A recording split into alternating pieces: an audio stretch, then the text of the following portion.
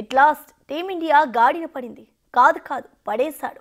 ఒకే ఒక్కడు ఆస్ట్రేలియా బ్యాటర్లను శాసిస్తున్నాడు. బూమ్రా భారత్కు అన్ని తానే బౌలింగ్ దళాన్ని ముందుండి నడిపిస్తున్నాడు.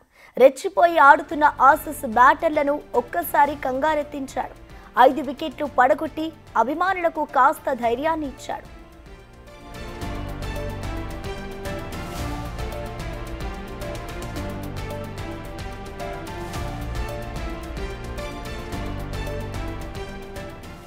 మూడో టెస్ట్లో భారత బౌలర్లు వికెట్లు పడగొట్టేందుకు తీవ్రంగా శ్రమిస్తున్నారు. అయితే మూడో సెషన్కి ముందు టీమిండియా 6 వికెట్లు పడగొడితే అందులో 5 బూమ్రా తీసినవి ఉన్నాయి. ఇక టాప్ ఆర్డర్లో లబూషేన్ను నితీష్ కుమార్ అవుట్ చేశాడు. మిగతా బౌలర్లంతా చేతులెత్తేశారు.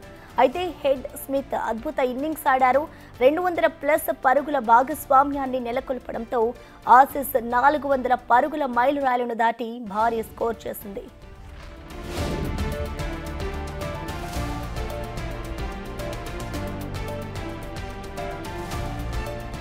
భారత బౌలింగ్ యూనిట్ బూమ్రాపై ఎంత ఆధారపడి ఉందో తెలియడానికి ఈ ఇన్నింగ్స్ ఒక నిదర్శనం.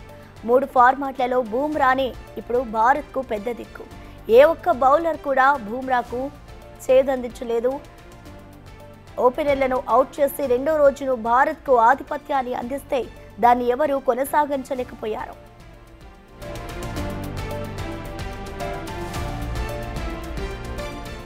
ట్రావిస్ హెడ్ భారత్పై మరోసారి తన ఆధిపత్యాన్ని ప్రదర్శించాడు.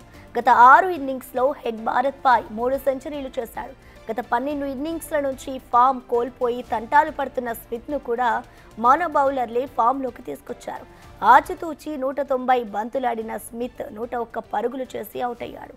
ఆరంభం నుంచి దూకుడు ప్రదర్శించిన హెడ్ ధనాధన బౌండరీలు బాదుతూ కేవలం 160 బంతుల్లో 152 రన్స్ చేశాడు. అలెక్స్ క్యారీ కూడా అదే ఊపును కొనసాగిస్తున్నాడు.